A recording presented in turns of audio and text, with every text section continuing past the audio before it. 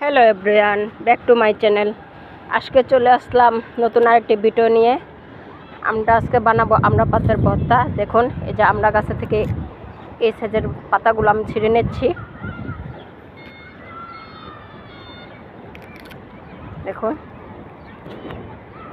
দেখুন আমরা পাতাগুলো নেওয়া হয়ে গেছে। এখন এগুলি ভালো করে ধুয়ে পরিষ্কার করে নিব। আমরা পাতাগুলো ভালো করে ধুয়ে পরিষ্কার করে নিয়েছি। এখন আমরা পাতাগুলো একটা কড়াইতে দিয়ে দিচ্ছি, হালকা একটু সিদ্ধ করে নিব। একটু ঢাকনা দিয়ে ঢেকে দিলাম। দেখুন আমার পাতাগুলো সিদ্ধ হয়ে গেছে। এখন নামিয়ে নিচ্ছি।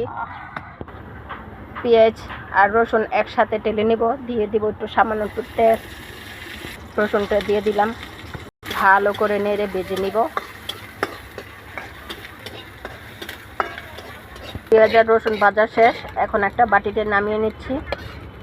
এখন 6-7টা মরিচ ভেজে নিব। মরিচটা ভাজা শেষ, এখন নামিয়ে নিব। পাটাটা ভালোভাবে ধুয়ে পরিষ্কার করে নিয়েছি। মরিচ আর লবণ একসাথে বেটে নিব।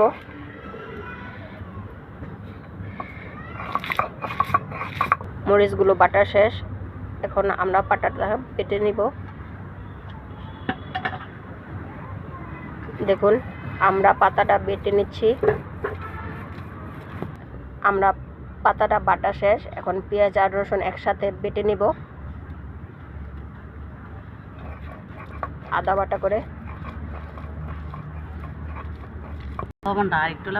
দেখেন আমার আমরা পাতার বড়টা হয়ে গেছে। একটা বাটিতে নিয়ে নিচ্ছি। দেখুন ভর্তাটা কত সুন্দর হয়েছে।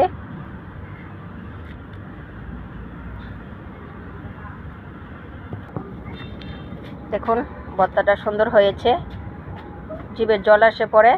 এরকম ভর্তা হলে গরম ভাতের সাথে আর কি লাগে। আপনারা এভাবে বাসায় ট্রাই করবেন।